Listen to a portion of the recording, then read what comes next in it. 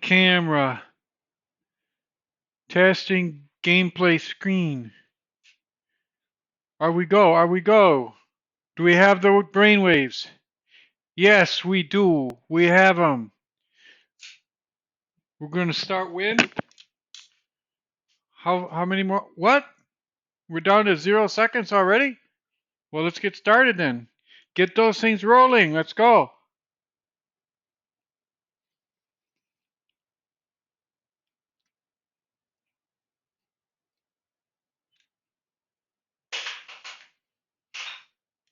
Okay, we're on.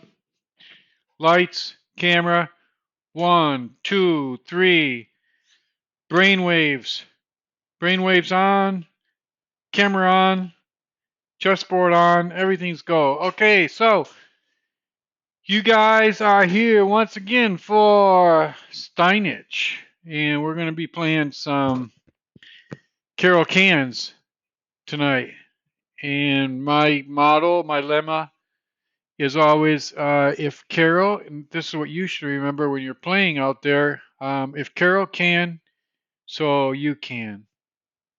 And I haven't come up with a good lemma for the King's Gambit, except that it's like the best opening of all time. And we've been studying every night how to do it better and better and better. There's my brainwaves right up there. Delta, theta, alpha, beta, gamma. They're really working good today. I got a new gel. Um, for those of you who don't are not familiar with how this works, my brainwaves are generated inside my skull. They're a kind of an electrical signal that's picked up by this band. It's called a Muse 2. That's Muse 2. And at that point, there's like a processing unit inside them that somehow sends them by a radio wave over to my cell phone, which is right down right over there. And I love to just sit here and look at them. Like I could just sit here and just look at them all night without even playing chess. It's just so incredibly great and cool to watch brainwaves, especially when they're your own. But like I don't think I could make a channel out of that. So I go ahead and play the chess too. And we normally play chess on Lead Chess, and sometimes we have some players that bring games to analyze. That happened twice last night. We had some pretty interesting games analyzed last night. I analyzed them in real time, and the difference between my analysis and the other analysis that you're going to find anywhere else on Twitch or internet or someplace, this is the only place you can get chess analysis with the brainwaves.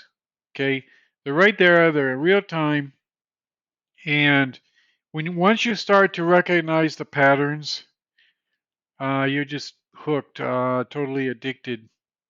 Because if you just look at them and they look like random things going up and down, you probably won't pay a lot of attention. You'll just click away. But once you get to know them a little bit and like appreciate how they are moving according to my thoughts, it's totally mesmerizing, and that's why I get a lot of viewers. So without any more ado, let's go ahead and go to Lead Chess, shall we? And we don't have. I was slated to start a little bit later tonight, and so a lot of people don't even know I'm online right now. But I thought maybe I'd take the opportunity. Wait, my cameraman's telling me something. Oh, he's saying the glare or something from my glasses. Okay, I can take them off. Is that better? Okay. So they don't like the glasses because of something about a glare, but that's no problem. We can play without them. So let's go ahead and play a game, shall we? I think this is going to be kind of fun, especially with the brainwaves. The brainwaves are incredibly complex, and don't be shy to jump in there on the chat because I'm playing here. I've got a kind of a interesting hacking technique that I use, and that's why my Twitch studio is a little bit different than most.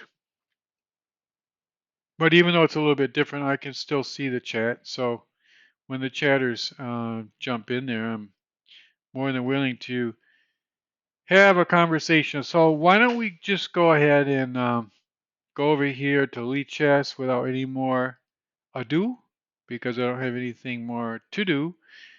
And we'll play a casual game unrated because a lot of time my viewers give me advice or whatever, and Elite Chess, and I wouldn't really want to play a rated game either with people giving me advice. So it's to play a casual game. If you happen to be following me right now on Elite Chess, the handle is Steinitch. And if you feel like challenging me, I'm usually up for that.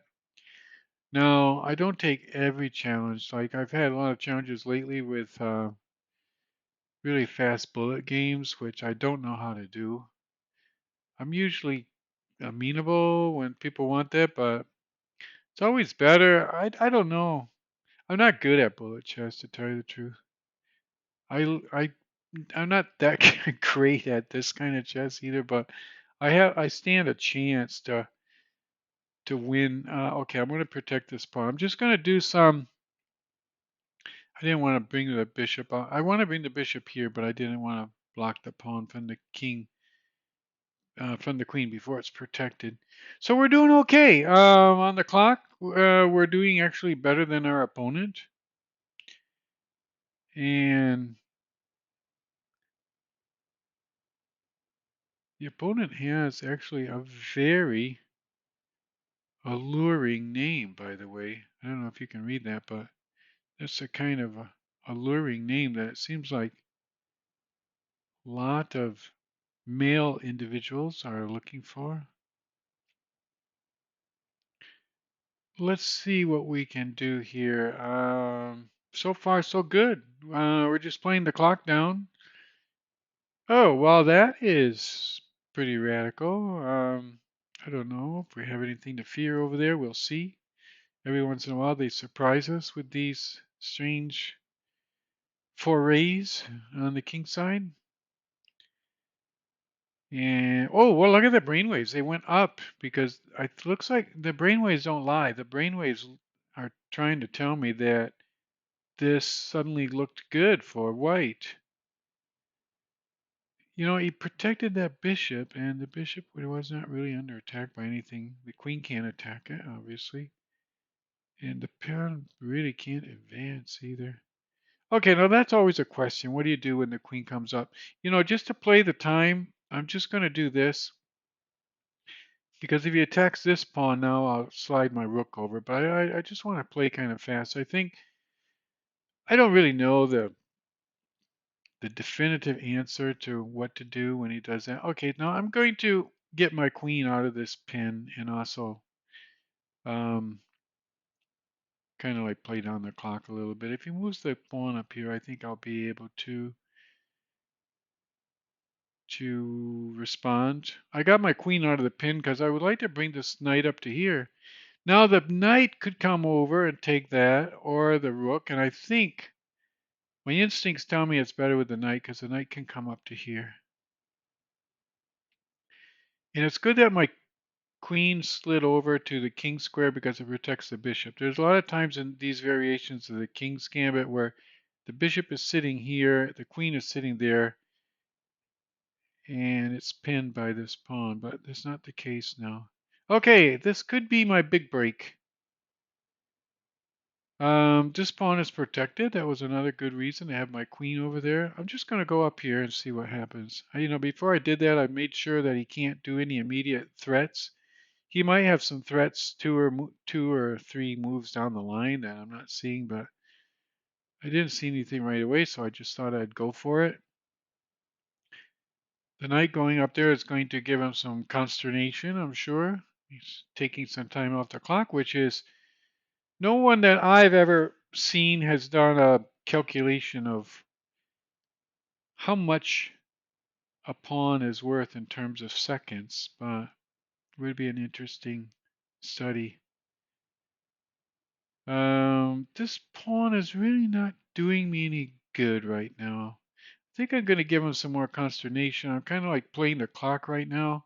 I know this pawn is really weak when he takes this knight, but when he takes that knight, I'll take here, he takes there. I'm going to take with this pawn and like open up the side. It might,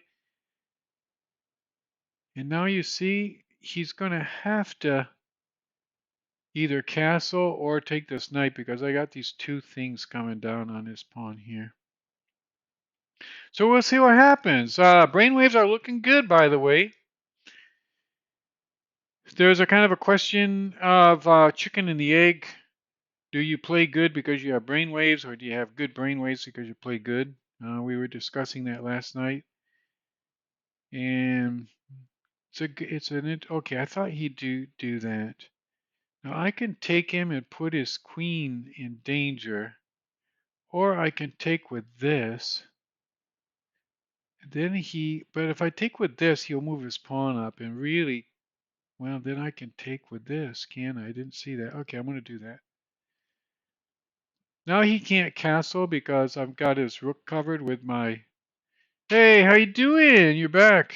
That's the noob. You know, we did your analysis last night. That was an excellent game, by the way. I would be very proud to have a game like that too. It's like zero mistakes, zero blunders, and you move the pawns up really well. That's what it's all about. If you can play very consistently like that. Okay, we got the rook covering the bishop. It's hard for him to castle. And if he attacks with this pawn, like I was afraid of at first, I'll just take this, and then the knight will fall. Oh no, you're more than deserve it. Believe me.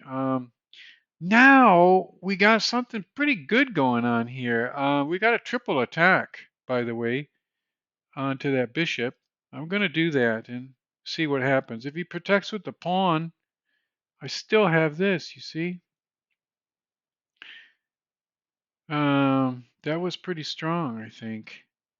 And now we'll see what else we can do, if anything. Probably it's a good idea now to bring my bishop out of there. I think take the bishop right out of there. You know, we're doing great on time right now. Oh, I didn't see that. I still think we're going to probably win this game though because we're doing so good on time.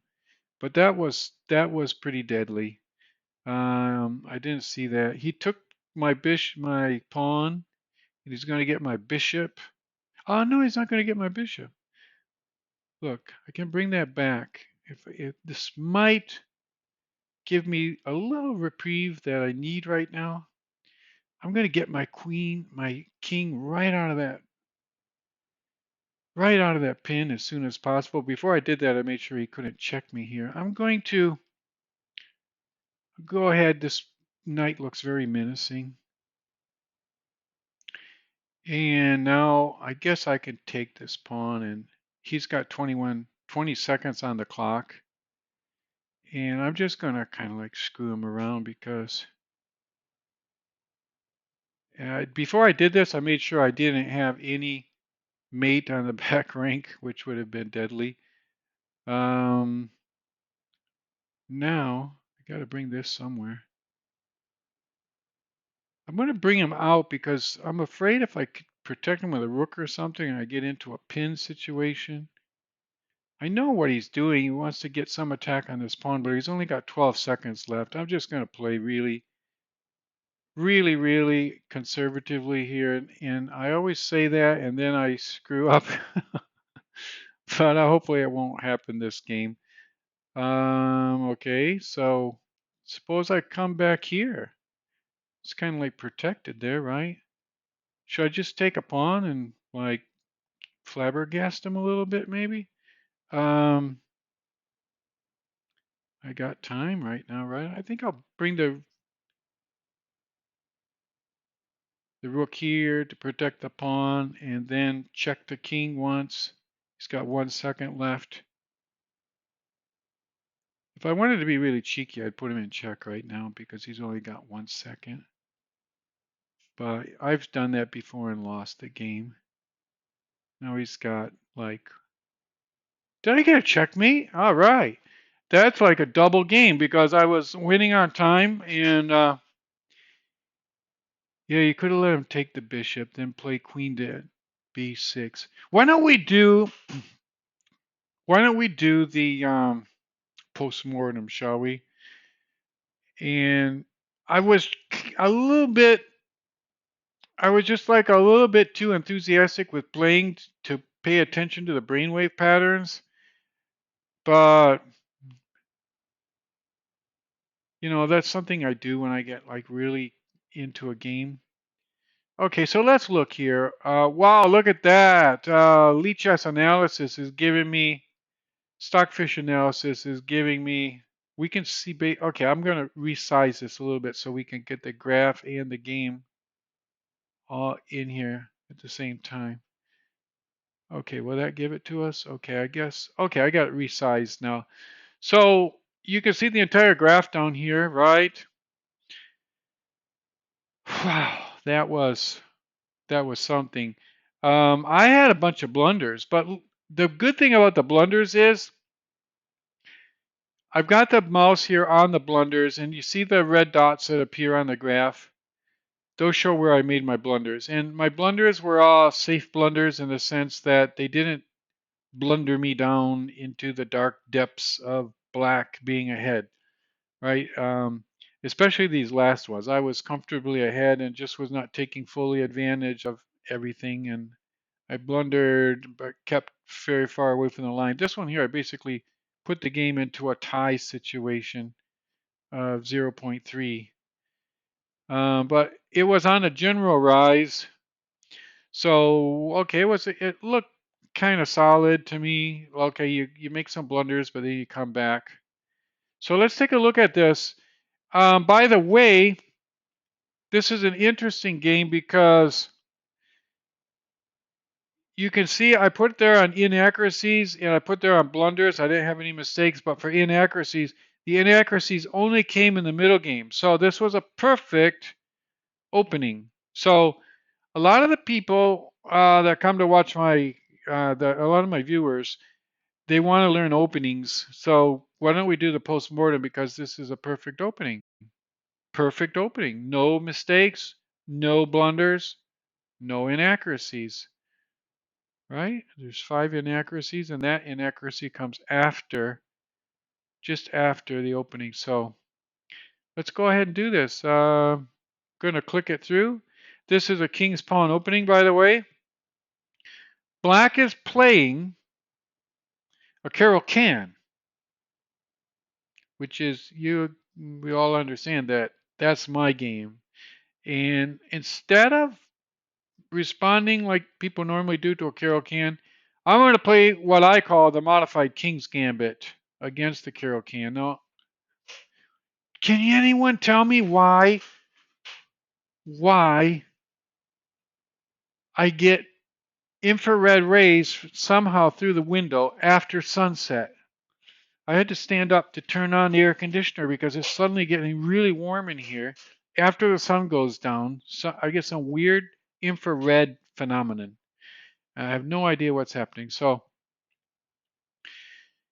I call that, and maybe it's a little bit facetiously, but I still like to call it the King's Gambit against the carokahn because the 2 pawns are in the same position as the King's Gambit. I'm trying to open up this file just like in the King's Gambit. I basically have the same attacking strategies, and we're going to see if we can somehow just transpose this into some sort of a King's Gambit.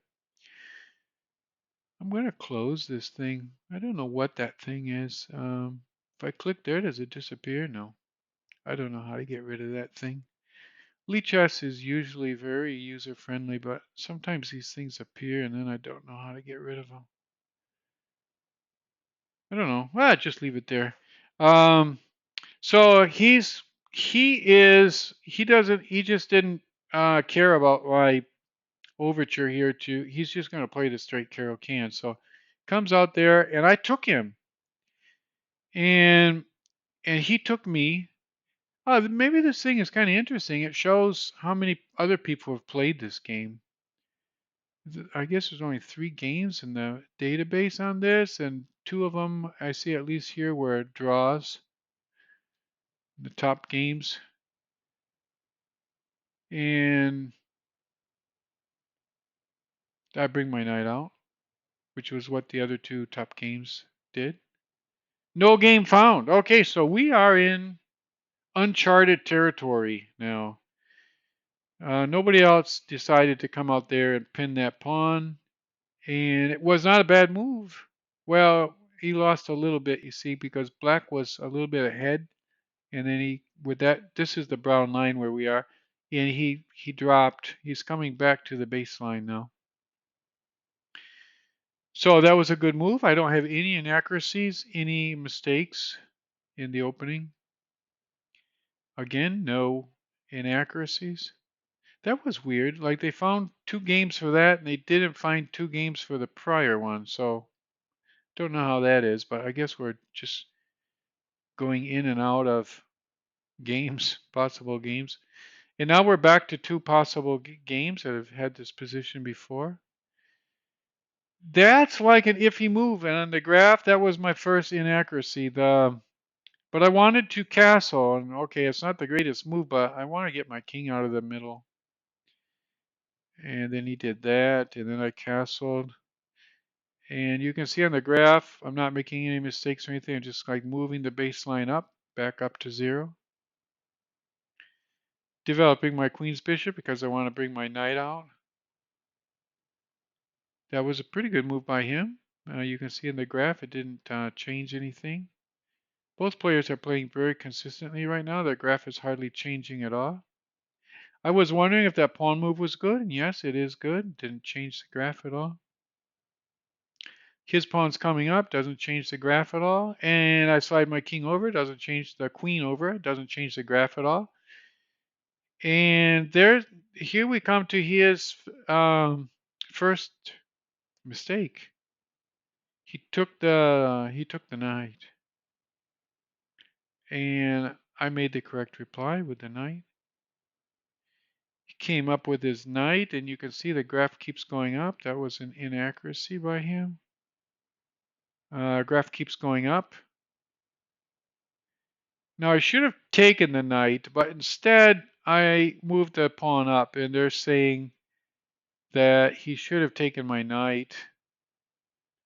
I didn't see any problem with that during the game, because if he takes the knight, I take with this pawn, and I thought I would have his queen attacked and my queen. I don't understand why that would bring us back to 0, but we could take a look at that. Let's just see what would happen if he took this knight, and suppose I took him. Now let's turn on this little button here and see what he would do. Does he have some surprising move here I didn't see? Oh, okay, yeah, I didn't see that. He brings the bishop. I was thinking, well, he'll have to retreat his queen, but he brings the bishop up here. And yeah, I'm gonna lose this pawn for sure if he does that, because I don't have hardly any choice except to take him, and then he got all these things on this pawn. So that was my first mistake. I didn't see that. So I moved the pawn up, which was not a good move. I should have removed this knight because the knight is threatening the pawn too much. And this pawn here in the center doesn't bother me, this white pawn, if he takes the knight. So, but he didn't do what he was supposed to do, and you see I just started escalating more and more and more. And that was also a good move with the rook. And that was the proper move. Just keep going, going, going up. Okay, now that was an inaccuracy. Or what was it? Yeah, an inaccuracy, exactly. So that was an inaccuracy. Let's see how that was again. So he took with his knight, and I said, well, I'm going to get a triple attack on his. Oh, I didn't see that. Well, he did do that. He actually did do that, right? Oh no, he didn't do it. Then I came down there, check. He went over there. And then I gave him the chance to do it. I came back there. Then he did it. So, but at that point, it didn't change the graph that much because I was able to bring the rook back, protecting that bishop. And I'm ahead 4.6 right now. That's not bad. Now he gets his knight the heck out of there. He's trying to escape. I brought my king over, which was a good move. It did hardly tweaked the graph at all, and I'm far ahead. And at this point, you'll remember during the game, I was just saying, well, I got to just play down the clock. I've got like a really good advantage. That's like a if he move according to this, but I just wanted to trade queens, and I was really far ahead on the clock. Do you see? Willie Chess gives these little. They didn't used to have this until about a year ago, and then they started to put these little time indications, which was something that I actually suggested. I don't know if they heard me or just decided to do it on themselves, but you can see right here, 17 seconds for black, a minute 54 for white, and time is so important. It's good that they show it during the post-mortem. And we're still maintaining, and now we're just playing the. You'll remember we're just jumping around here, not really doing anything important. Just winding down the clock. He's only got zero point 0.4 seconds left right now. So at this point in the game, and there's no time increments, he has less than 1 second. So I was just like moving around, trying to be safe, and I did what I wanted to do. I kept it up here in the white zone. I didn't make any huge blunders, just like making kind of safe moves. It's amazing that he made so many moves with a check and everything with zero point 0.4 seconds on his clock. And in fact, he didn't even run out of time. I checked him there, he moved there, I checked there, he came back, and then I got the checkmate in when he still has time on his clock. So that was an amazing player in terms of really just like bulleting out those last moves with zero point 0.4 seconds on his clock. You're doing a pretty good job at it. And you notice he's in checkmate, but I've got this back row mate that I have to kind of worry about, but thankfully, even if he took this at this position, if he was on a check, I could bring the rook back because my rooks are united on the file, so that was okay. Oh, wait a second. The That's the phone, the doorbell. Just a second. It's going to take like this. Only takes like 30 seconds. I'll be right back. It's a pizza delivery guy. I'll let you listen to me talk to him. I'm going to give him a big tip. Watch this. I'll be right back. Go to the door. Oh, pizza guy. How you doing? How much is the pizza? How much? 37.16. Okay. So here's a 50. That'll cover it, won't it?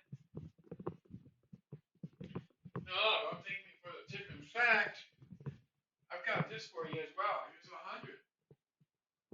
No, no, it's nothing. I appreciate the pizza, and I know you guys work hard, and I am a Twitch streamer and everything, so I'm happy to be the big tipper when I have the chance. Someday maybe I'll be delivering pizzas, and I'll appreciate the universe giving me something when I'm trying to work my way up. Sure, yeah, see you next week. Okay, thanks a lot. Here, get back to my screen.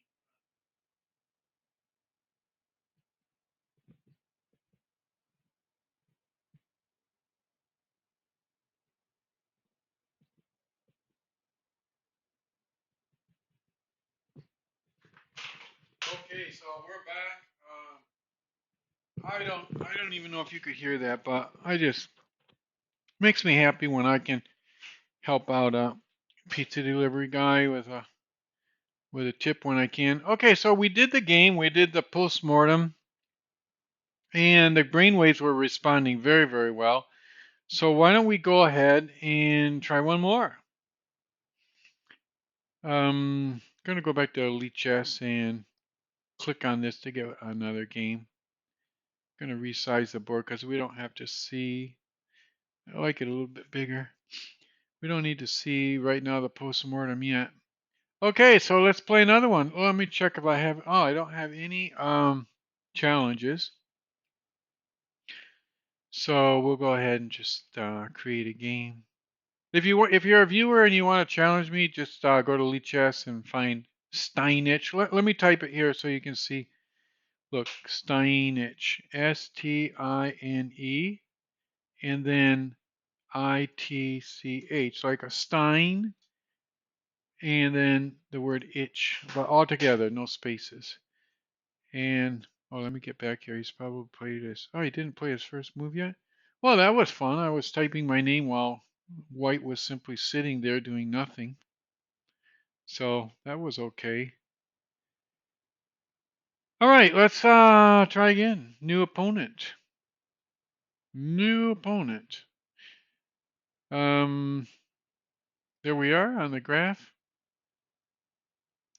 Steinitch, as you can all see. Some people are following me on Lichess. Other people are on Twitch. Wow, when they do that, you don't have like a lot. Well, you do have some choices, I suppose, but I normally just choose to follow suit when they do that queen pawn. That's a pretty strong move. You never know what to do with the bishop now in this case.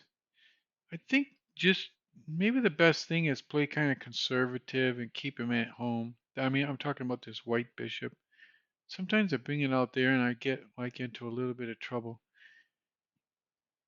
There's this pin here, but I don't think he can bring his knight. This pin is dangerous when he can bring his knight over to do something against you. I'm going to just get rid of that thing as fast as possible. I'm going to move my knight up here and see what happens.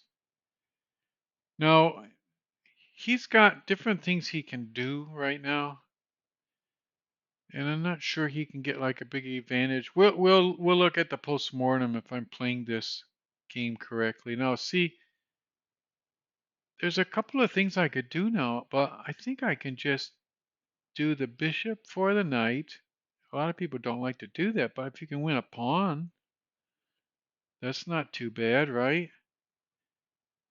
And now it looks like I win like almost a whole piece because he thought I was going to take with my knight and then he could take my bishop, but I guess I thwarted him.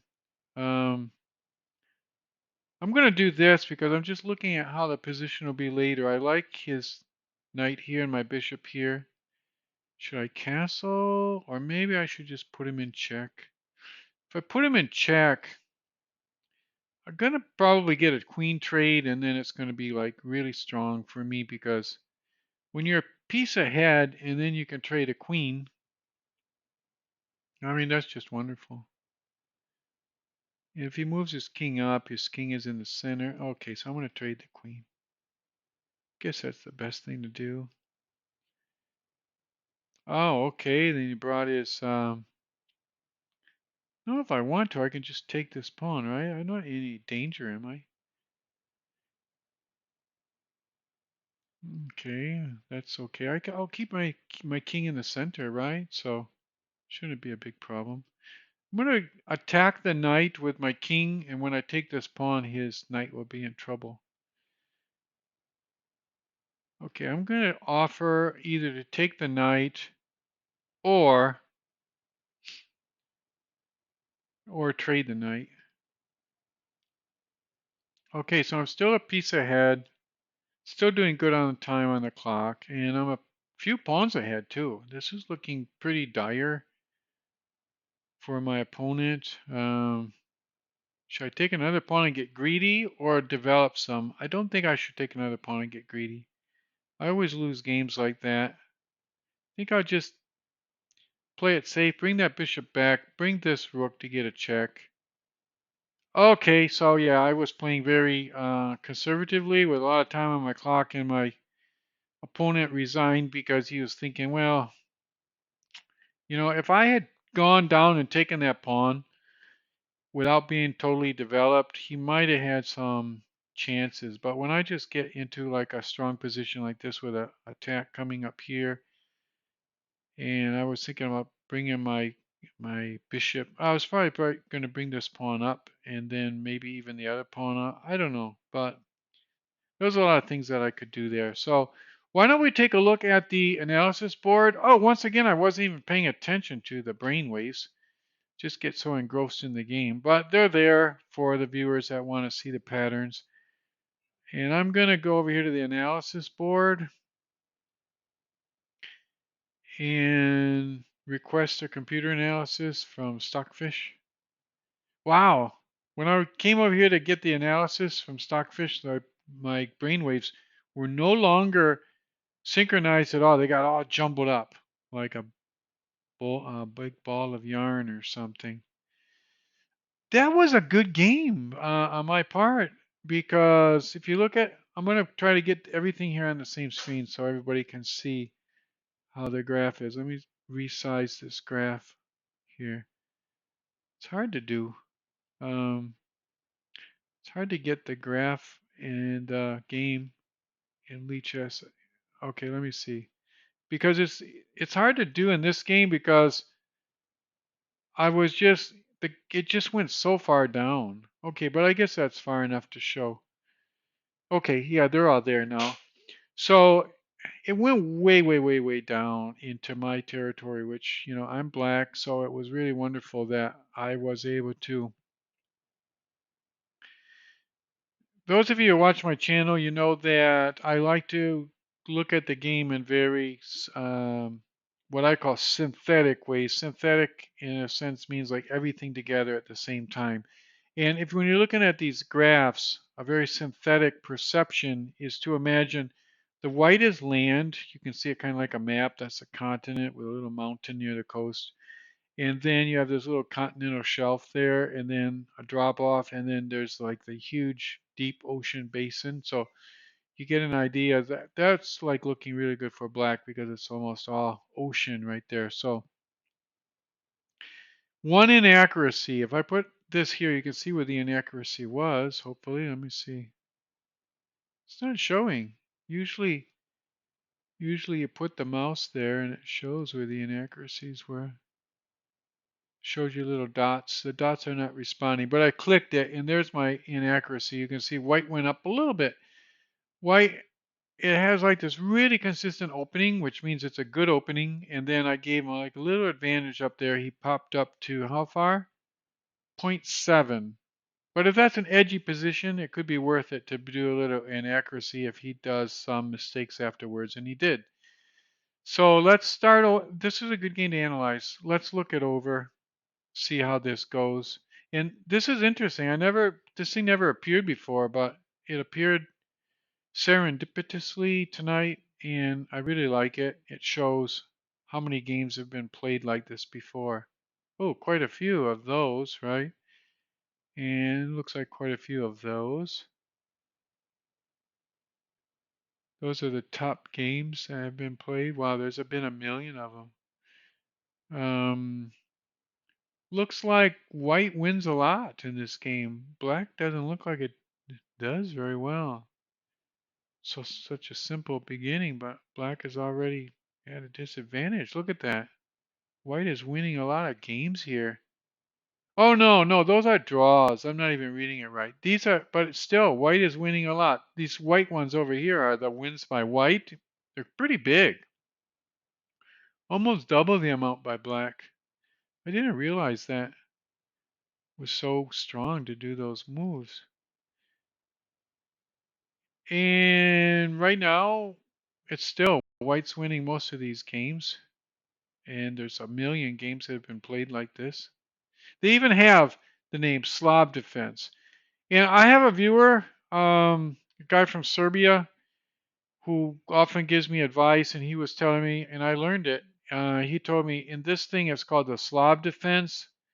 I have no idea why it's called that or what move signifies that, but I recognize the position because he told me basically in this the other day that it was a Slav defense. And he was telling me that, to keep the bishop back, it's kind of dangerous to bring him out too soon. So I took his advice, and that's why I moved that pawn up. And you'll remember during the game, I mentioned that. I said, well, I'm going to move the pawn up and keep the bishop back because the other day I lost the Slav defense by bringing that bishop out. So there you have it. He brings his knight out. There's still a lot of games like this, and white is winning most of them. That's like a really iffy move. It jumped up right there again. They didn't like it. I'm saying they, I mean the stockfish, because white has some good responses. Black maybe didn't have the best response. Let's see. Yeah, he moved the knight up, and that was not too good. In these carokahn things that I often play, and you have this position like these three pawns like this. Very often when the knight comes up in here, it's hard to dislodge, and it kind of like gives you kind of a headache. But in this game, you'll see I got rid of that thing like really easy and good because I moved my knight out, giving him a kind of a question, and I can attack him here with my queen too. Okay, there's different ways I can dislodge that knight. He moved his pawn up, and when he moved his pawn up, no game found. No game found. That's interesting, and he suddenly dropped. He should not have moved his pawn up. Isn't it weird? Like chess is just so strange. Elite chess shows this with the stockfish thing that with the pawn sitting there maintaining the pressure, you got like I'll just go back and move so you can see how it was. Before he made that pawn, it was basically 0-0 because he's still putting some pressure there. And I can take him, but it's not really to my advantage to take that pawn. But he's putting pressure there, and he moves up. A lot of beginner players would probably think, well, I'll just move him up, threaten his bishop, and get him scrunched in here. But look at that. Look at the position. Was not a good thing because I immediately took because I saw what I could do, and he should have taken the bishop. And if he had taken the bishop, I would have retaken with the knight. Let's just see how that would have played out because that's not what he did. But I was planning to retake with the knight. Let's put it that way. And if I had retaken with the knight, I'm going to load the engine here to see. I was still 1.5 ahead. That minus sign means black is ahead. So I was doing very good in that opening no matter what. But he decided, okay, after I took the knight, he decided to take this. And I thought he was going to take that. And he took here. And it was even worse, right? Because he took there and went way down there suddenly. See that big step? And I was talking about the ocean recently. That was the step from the deep ocean down to the mid-ocean basin. And because he took that and he was thinking I might retake with the knight and he could take with the pawn and get some attacks over here. But the bishop was in danger here. I just retake with the bishop and then his pawn can't take me. So just, you know, doing a little change up of the order there, I was able to win a piece. And that's not a bad move. It didn't move the stockfish hardly at all, though. And look at that. It's very consistent all the way across. In fact, I had the one inaccuracy here, and then there's no inaccuracies or blunders for the rest of the game. And there I put him in check because I was saying, his king is out here. How can he block? He can bring his knight back, but then, that's his only attacker. And then I'll just castle with a piece ahead, and it'll be hard for him. He decided he didn't want to retreat his knight, traded his queen, which is also not a good idea because the more material you'll take off the board when your opponent is ahead of you, it's not good. That didn't really help him at all because I'm not in any danger really. I bring my king up here, and if this pawn falls, his knight is going to be in danger. And he brought the knight out, and then I just took the knight, threatening his knight. And if he takes me, which he did, I take him. So another trade, I got two bishops against one bishop, the two rooks. I brought that. Okay, and this was kind of like an interesting move. I was debating whether to take this pawn because it's there for the taking, but I was thinking if I do that, I'm kind of putting my bishop out there and I'm opening this file against my king. I'm just going to see what would happen to the stockfish if I took that pawn. It hardly changed at all. It went from, no, it didn't change at all. It went from minus 6.7 to minus 6.7, which is not a change. But it's true what I said. I took the pawn, which should move me up one because the pawns are worth one. But you see, it didn't move me up at all, which means that by taking the pawn, I have some positional liabilities doing that. I give him some more opportunities. And that's exactly what I didn't want to do in this game when I was ahead. I wanted to play a conservative game with conserve my advantage without giving him chances. So what I did in the game is I moved my bishop back, and at that point he resigned. They resigned, right? So that was an instructive game. Um, I hope you enjoyed that as much as I did. I always enjoy games more when I win them. I think we all do, right? Tonight, for some reason, the chat is not nearly as active as it has been ever since Christmas. We've been doing a lot of holiday specials, and people have been like jumping in there. Okay, so I guess unless you guys want to do a poetry reading or anything, I don't know if you want to do a poetry reading. I'll be back. I'll be back like in just a couple of minutes, and we'll see if anyone wants to do a poetry reading. Let me put the message here so people can see it.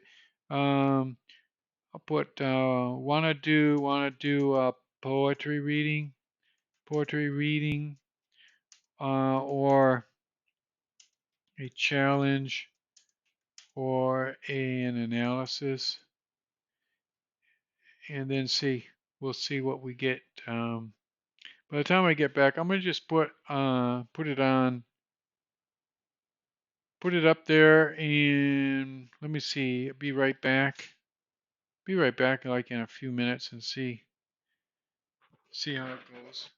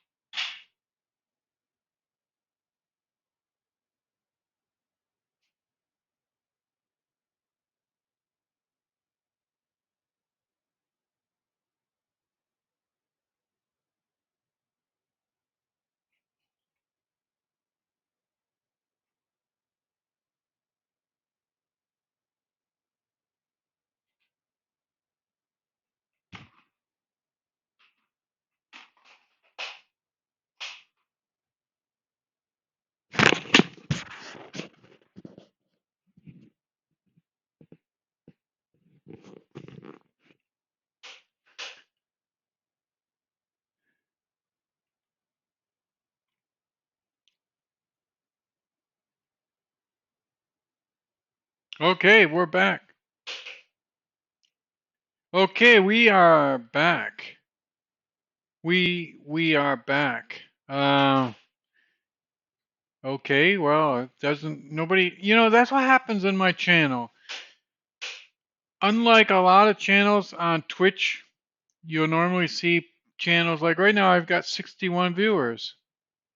And normally on Twitch, if you had 61 viewers, you'd have like at least 3 people chatting, right? But everybody on my channel, they're just looking at the brainwaves. They're just zoning out on brainwaves and they forget to chat. So it's like,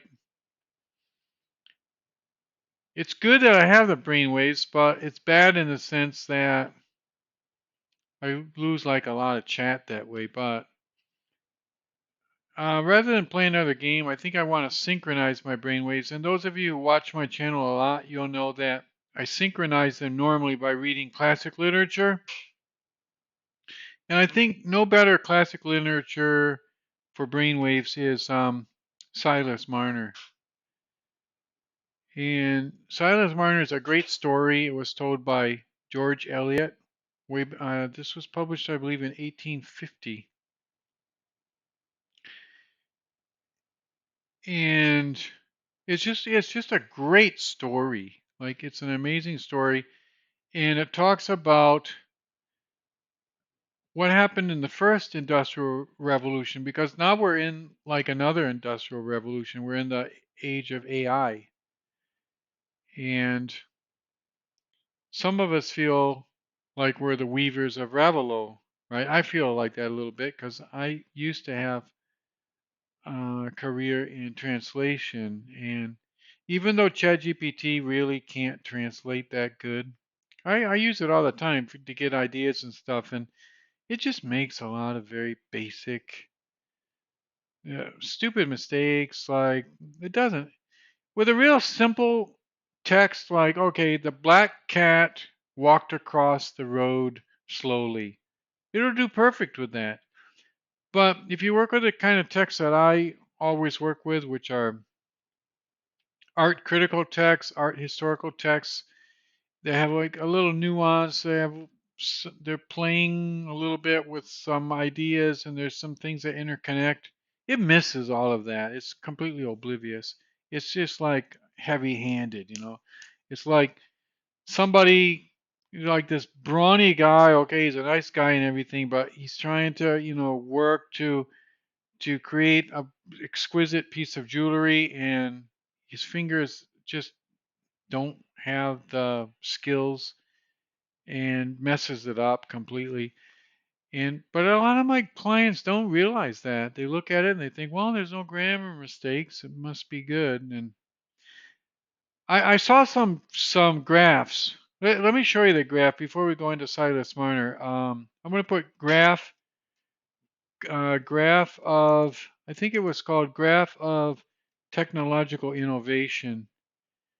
Technological innovation.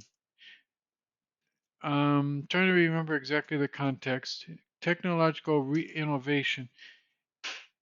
I don't know. It has to do with AI, and there's like a graph that goes up. Let me put here. I don't know. I can't find it. But anyway, it goes way up and then it comes way down. So at first, people are jumping on the bandwagon, and then later they realize that the bandwagon is headed to a bad place. It's already in a bad place, and they start jumping off. And hopefully this year, people will start jumping off the ChatGPT bandwagon. Even if they don't, it's affected the prices because people are saying, well, why are you charging the prices you're paying when I got so many translators that'll do it for like 1/3 that? And I'm going, well, I give real translations. I don't just plug it into ChatGPT and send it. Um, a translation that I do could take 200 hours.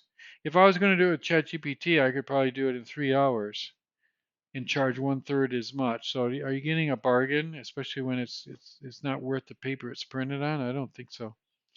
So anyway, I don't know. I'm just but hey, that was kind of cool. Did you see the brainwaves? They really synchronized when I was talking right at there at the end.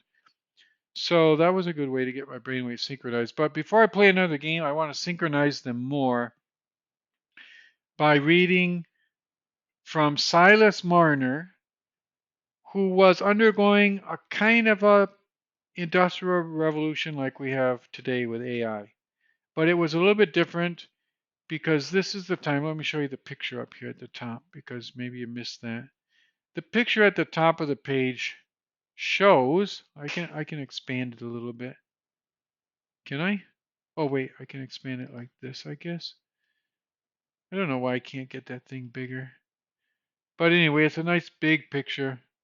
Oh, there it is. It's weird. Chrome does that. Chrome is pretty user friendly, but it's so strange because sometimes you make things bigger by pushing the plus, and sometimes you make things bigger by pushing the minus. But there you see it. This is a painting from the Industrial Revolution. You see all these factories that capitalists have built in England. A lot of them might be producing textiles, and they're built right in front of this church. Can you imagine how majestic that church must have been before those factories were built?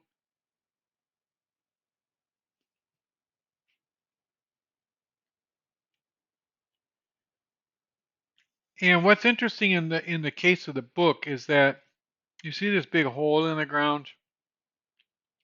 When Silas Marner moved to Ravelot, he wasn't originally from Ravelot. He was from that you have to read the book to understand, but he was from another place and he moved to Ravelot. And he lived, they say he lived next to a stone quarry, and that certainly does look like a stone quarry. The the painter actually looks like the painter actually made a picture of, is that some people coming up out of the stone quarry? Maybe they're carrying a stone out of there.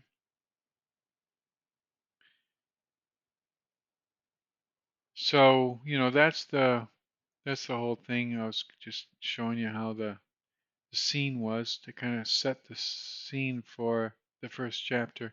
And as I'm reading it, I'll explain a little bit what's happening. Okay. So George Eliot in this first page, she sets up, because she was a woman, you understand. At that time, people, um, it was hard for them to get publishers if they were women, and before 1850, and so she just published with the name George, which is not a name very much for a woman unless your name is like Boy George, or you wrote a song called My Name is Sue or something. So without any more ado, I'll just begin here. In the days when the spinning wheels hummed busily in the farmhouses, and even great ladies clothed in silk and thread lace had their toy spinning wheels of polished oak, there might be seen in districts far away among the lanes, or deep in the bosom of the hills, certain pallid, undersized men, who by the side of the brawny country folk looked like the remnants of a disherited race. Disherit, that's hard to say, isn't it? Disinherited race. Okay, I finally did it. Disinherited race. So basically, this first sentence is pretty well written. I really like it. So it's all of that, and people think, well, why are you writing such a long sentence? And why don't you keep it simple? Because it's a good sentence, setting up the context, and there's a lot of foreshadowing here too. George Eliot is setting up the entire book, the entire story in this very first sentence, talking about the Industrial Revolution and the changes that had taken place since they had spinning wheels in every house. Because a long time ago, you understand, we looked at that picture, and a long time ago, people used to have spinning wheels in their houses. They would get wool from a sheep, Or they would get flax from a kind of a, it's almost like a kind of grass that grows and it has fibers inside, and they would get this flax and create linen. And then once they make the thread, and then they weave it together to make cloth. And cloth is important. Cloth protects us from the elements, and it also does something very important for society, which is it makes sure that we're not naked anymore, which we used to be before we had any kind of society. And why that happened and why that's important is maybe your guess as good as mine, but we all know that it's important that people wear clothes. So it's one of the necessities of life to wear clothes. So these people were very important. Spinning wheels used to be very important. And George Eliot's a good story writer because she just doesn't come out saying, well, you know, the Industrial Revolution changed everything. Spinning wheels used to be important. No. In the days when the spinning wheels hummed busily in the farmhouses, and even great ladies, clothed in silk and thread lace, had their toy spinning wheels of polished oak, there might be seen in districts far away among the lanes or deep in the bosom of the hills certain pallid, undersized men who, by the side of the brawny country folk, looked like the remnants of a disinherited race. Thought I was going to get it right that time, but I made a little mistake. So there you have it, the first sentence of George Eliot's Silas Marner. But it doesn't stop there. We continue. The shepherd's dog barked fiercely when one of these alien looking men appeared on the upland, dark against the early winter sunlight. For what dog likes a figure bent under a heavy bag? A little bit humorous there. For what dog likes a figure bent under a. Okay, so why do the dogs do this? Because they don't like it, right? It's kind of a humorous touch right there at the beginning. And they are alien looking men. Kind of interesting, isn't it, that she's writing this in 1850 and already talking about alien looking men. You know, this disinherited race. So these were otherworldly people, these weavers. They looked pale and their bodies were small, not only skinny but short compared to the brawny people who lived in the countryside. And you can kind of see them silhouetted there in the upland, like at the top of the hill. Now, none of this is explicit, but it's kind of suggested. You see a person up in the top silhouetted against the early, right here, the early winter sunset. It's cold. I don't know how many people have ever seen this kind of thing in a northern hemisphere, but the early winter sunset is it's cold. But the guys are out there carrying their bag, right? These weavers. And these pale men rarely stirred abroad without that mysterious burden. And today we normally use abroad as meaning, you know, like going to France or somewhere. Like the dictionary has it in or to a foreign country or countries. But George Eliot is using it as just saying abroad from their work workshops, right, where they spun this material and then wove it because they would do the whole process. They were what they call vertically integrated. They would most of them didn't own the fields probably because that was something like for a farmer, a weaver in those days would not own a field, but would get the raw material, which was the flax plants, and first take the fibers. There's a process by which the fibers are separated from the flax. Sometimes it's a chemical process, Those of you, any viewers that know about this chemical process can tell me, but I'm just imagining from other types of fibers I know that it might involve the use of potash. Potash being, according to its name, it's an ash that is left in the pot after you um, basically after you take a lot of ashes and mix them with water and boil it off. Because when you burn stuff and make carbon, there's a lot of potassium in plants, and so the potassium stays behind, and it's called potash, and it's normally in conjunction with. It can be with. It's normally potassium with sodium, right? Because sodium's on the other side of the periodic table, so those are the two that normally pair up as ions. But without getting too far abroad here, these pale men rarely sort abroad without that mysterious burden. Like, what was in that bag? Kind of interesting how George Eliot sets up the mystery here. The shepherd himself, okay, he's not talking about the dogs, but the shepherd himself. And the shepherd is different from the dogs. Why? Because he has reason. What separates men from dogs, right? I mean, George Eliot is a genius. The shepherd himself, though he had good reason to believe uh, the dog, no, the bag. The shepherd himself, though he had good reason to believe that the bag held nothing but flaxen thread, or else the long rolls of strong linen spun from that thread, and it is strong. Linen is very strong. I had a pair of pants made out of linen once, and it was strong. Did you guys watch the thing on Follow the House of Usher on Netflix recently, where in the episode about Black Cat, the guy talks about, well, poor guys wear a linen suit to a funeral.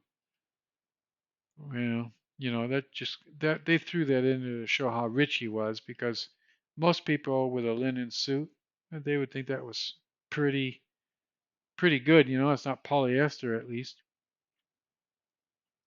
But back in those days, they didn't even have polyester. They all were pretty fine stuff. We're right in the middle of the sentence here. So he was either carrying the flaxen thread, which was the long strings, or the long rolls of strong linen, which is the actual fabric. You take one dimension and make it into two, right? The long rolls, and then you take those two dimensions and roll them up into a roll, and then you take the roll and cut it out and sell it by the meter, or by the yard, of course, at this time in England. The long rolls of strong linen spun from that thread. Was not quite sure that this trade of weaving, indispensable though it was, could be carried on entirely without the help of the evil one. Who is this evil one? Does anybody know? Can anybody tell me? Who is the evil one? Ah, no. Oh, man, I got people chiming in here. I've got two uh, chat things open here. I got the main chat that you can see, and I have what's called the back chat. But I got like a bunch of people in the back chat just chimed in. The evil one has orange skin and a lot of legal problems right now. No, no, no, no. We're not. This was like a long time ago. Let's forget about current events. We're doing this to bring our minds back into another era where we're not going to be thinking about that stuff, because again, we got to synchronize our brain waves. Okay. So without the help of the evil one, he's talking about the devil. It's the Christian devil. For those of you who maybe haven't studied the history of religion, but the Jewish religion didn't have a concept of this devil until they called it the Babylonian exile. And then they came back with this idea, and then after a certain book in the Bible, I'm not a Bible scholar, but after a certain book, they started to put, and it was after, just after the Babylonian exile, they started to talk suddenly about this devil. And that I shouldn't, a lot of people will say, no, you're wrong. There was a snake in the Garden of Eden, but the snake was another thing. I mean, it's interpreted as the devil today, but there's nothing there that says it was the devil in the beginning. If you want to go into what really happened in the Garden of Eden, we can do that someday. It's a very interesting tale, and it has a lot to do with the Prometheus myth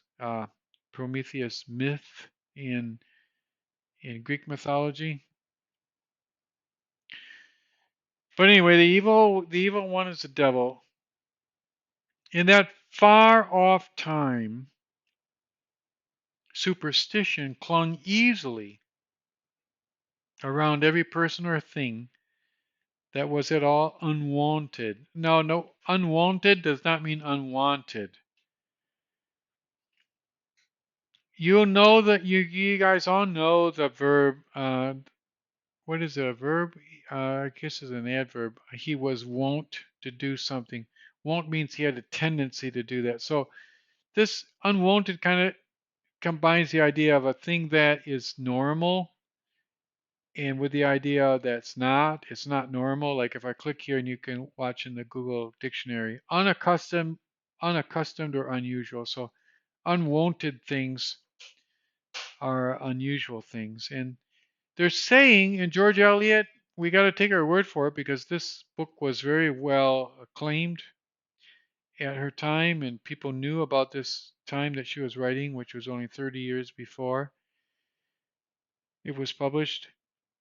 This, uh, at that time, I'm imagining it's 30 years before. I shouldn't really say that, but I know it was before. I always imagined it was during her childhood that a lot of writers do that. They think about how things were in her childhood.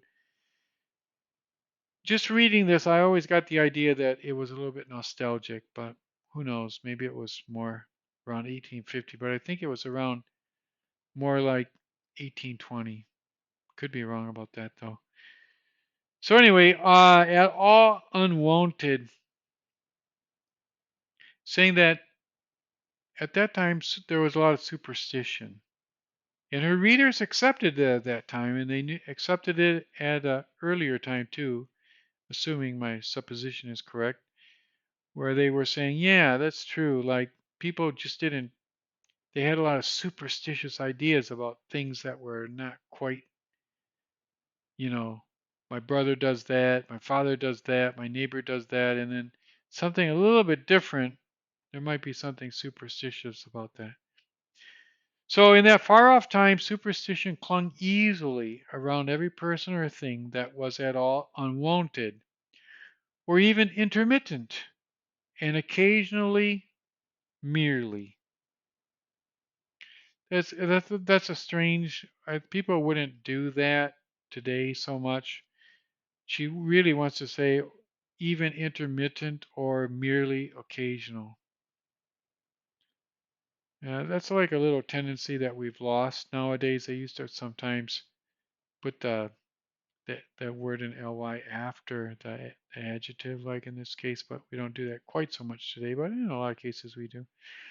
Or even intermittent and occasionally merely, like the visits of the peddler or the knife grinder. So now we already know that this is interesting. This this story is bringing us off into another land, another world, where we understand that peddlers and knife grinders used to come. And look how language has changed. A peddler now, if you look in the dictionary, what a peddler is, person who sells illicit drugs. It wasn't that, believe me. It was just a person who went house to house selling things because they didn't have department stores back then, or Amazon, by the way. Amazon is a relatively new thing. Um, a lot of people don't know that, especially a lot of millennials or Generation Z. They're not quite sure when Amazon was invented, but it's actually quite a new thing. So the visits of the peddler or the knife grinder, and they did more than grind knives. They would grind scissors. They would grind scythes, which used to be very, very important.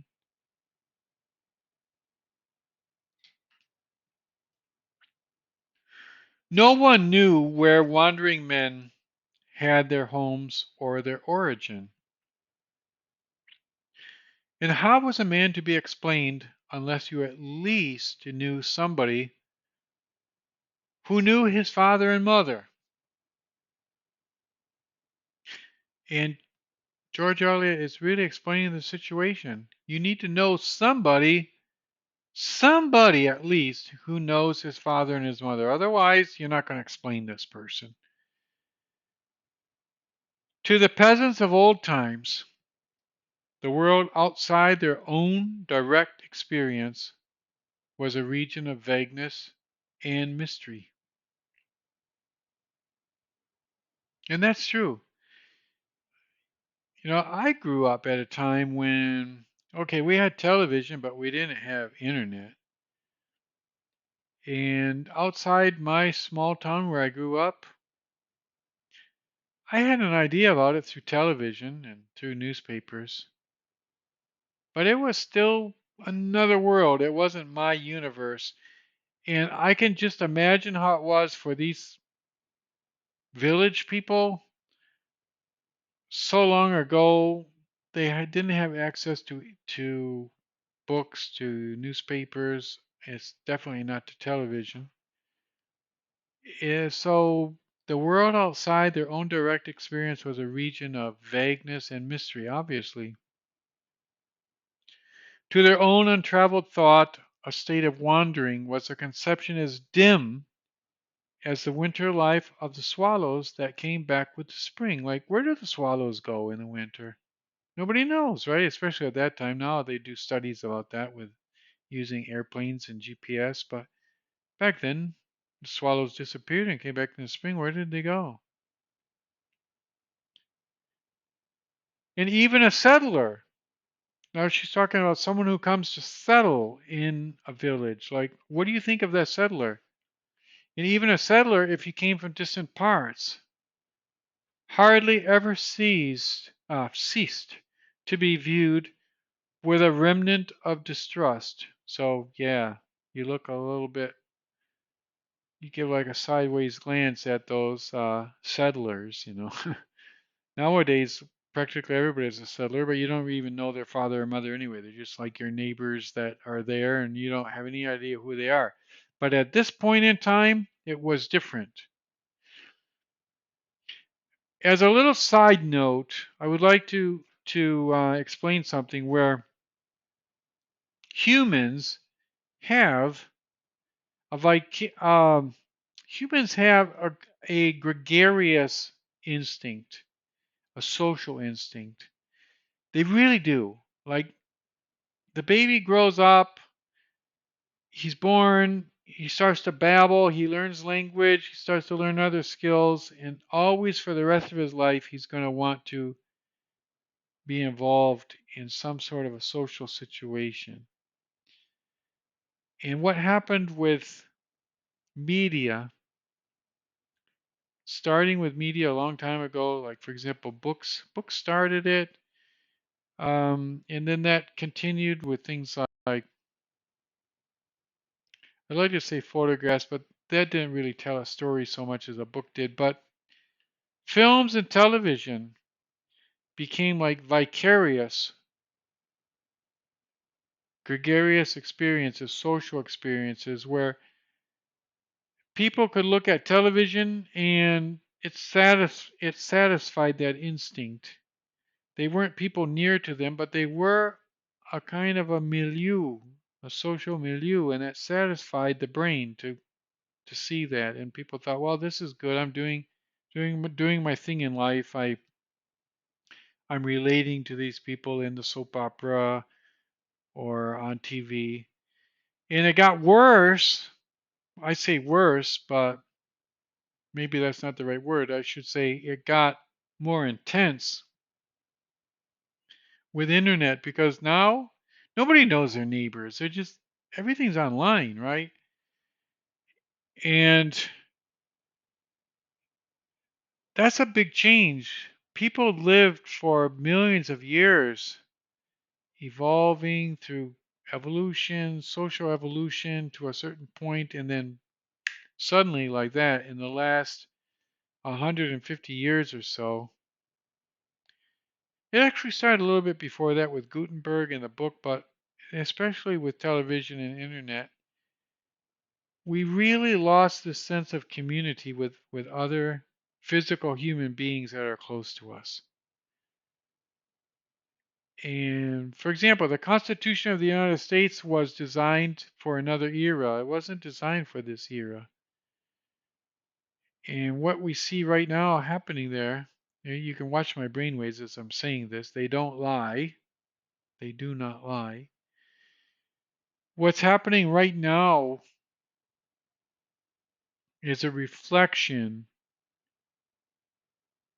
of this. The conservatives think they're being very conservative. They're not, because they're getting their entire world is evolving around a very non-conservative thing. If you're a true conservative, go out into your community and talk to real human beings what they think. Now, some of them might think one thing, but other people are going to be thinking another way. And then form your own opinion. That's what people used to do. That should be the conservative approach. And that's the problem nowadays. The socialist conservatives are not socially conservative at all because, as Marshall McLuhan said, the medium is the message, and your medium, which is your little corner of the internet, is not conservative in any sense. What I'm saying is go out, meet people, talk to people, and don't just talk to people who think like you. Talk to other people. Everybody is valid. And then form an opinion that's not formed by this blaring noise that's coming to you all the time through every it's coming through your cookies. You don't even realize that your internet is determined, the internet content you see is all determined by what you looked previously. So people are being led down a more and more narrow corridor, and then the other people are led down another corridor, and in the end, you get this what do they call? It's not paralyzation. I was going to say it's a similar word. It's polarization, but it's also a paralyzation. Nothing's going to work. It's not conservative at all. So if you're conservative, don't do this anymore. And with that, my brain waves were totally, totally coherent. You could see that they were totally organized according to in parallel. They weren't mixing up. And I was hoping we'd get another chess chatter in here, but we didn't. And no games to analyze. We did it. We got through a pretty good portion of the beginning of George Eliot's novel, and maybe we'll definitely continue tomorrow with more chess, more George Eliot, some other things, and we'll see you soon. It was a lot of fun. See you tomorrow. Bye bye.